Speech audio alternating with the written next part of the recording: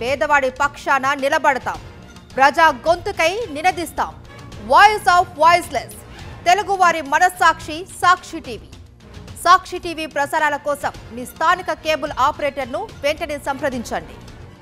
MIM MLA Akbaruddin Fatima college కూల్చివేతపై clarity ఇచ్చారు HYDRAA chief Ranganath. పేదలకు ఉచిత విద్య అందిస్తున్నందువల్లే కాలేజీ కూల్చివేతను నిలిపివేశాము అన్నారు. ఎఫ్టీఎల్లో నిర్మించిన కాలేజీని తొలగించేందుకు గత ఏడాది సెప్టెంబర్లోనే ప్రయత్నం చేశాము అన్నారు.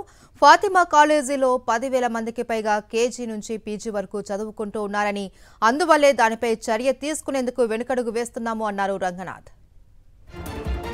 ఇదే సమయంలో ఎంఐఎం నాయకుల ఆస్తుల విషయంలో కఠినంగా వ్యవహరిస్తున్నామని చెప్పారు రంగనాథ్. ఆ పార్టీకి చెందిన ఎమ్మెల్సీలు కబ్జా చేసిన భారీ నిర్మాణాలను కూల్చివేశాము అన్నారు.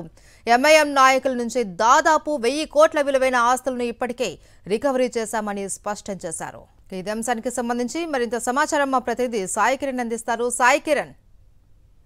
మహేశ్వరి, అయితే హైదరాబాద్ లో ఈ చెరువులు, నాలాలు, పార్కులను కబ్జాల పైన హైడ్రా అనేటువంటి ఒక సంస్థ తెలంగాణ ప్రభుత్వం తీసుకొచ్చిన విషయం తెలిసింది. అయితే ఇటీవల అన్ని చోట్ల ఈ హైడ్రా కూల్చివేతలు చేపడుతుంది. కానీ ఓఐసీ బ్రదర్స్ సంబంధించినటువంటి ఫాతిమా కాలేజ్ సల్కం చెరువు ఎఫ్టీఎల్ ల్యాండ్ లోనే ఉంది. అది ఎందుకు కూల్చట్లే అని చెప్పి ఇటీవల హైడ్రా కమిషనర్ రంగనాథ్ ట్విట్టర్ లో ప్రజలతో సంభాషించినప్పుడు చాలా మంది ప్రశ్నలు అడిగారు. సో దానిపై రంగనాథ్ ఒక క్లారిటీ ఇచ్చారు. ఫాతిమా కాలేజ్ అనేటువంటిది అక్బరుద్దీన్ ఓవైసీ నడుపుతున్నటువంటి కాలేజ్. సో అది ఓవైసీ బ్రదర్స్ అని చెప్పి నేను కూల్చట్లేదు అనేటువంటి ఆరోపణలు చేయడం సరికాదు. అది 10,000 మంది పేద ఆడపిల్లలు చదువుకుంటున్నటువంటి కాలేజ్. అందులో ఫీజులు తీసుకోవట్లేదు, ఉచితంగా వాళ్ళందరినీ చదివిస్తున్నాడు. సమాజంలో అంతరాలు పోవాలంటే పేద ముస్లిం అమ్మాయిలను చదివించేటువంటి ఇటువంటి కాలేజీను కూల్చాలంటే సరైన నిర్ణయం తీసుకోవాలి. ఇప్పుడే అంత అనాలోచితంగా కూల్చేటువంటి నిర్ణయం తీసుకోము. దానివల్ల చాలా మంది ఆడపిల్లలు రోడ్డు పైన పడతారు. సో ఇది దేశ భవిష్యత్తుకే ఆటంకం కలిగేటువంటి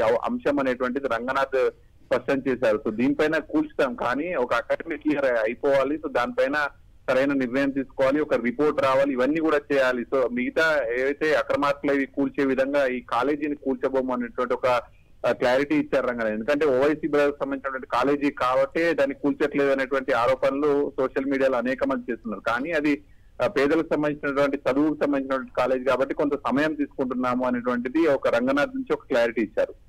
right, thank you Sai Kiran.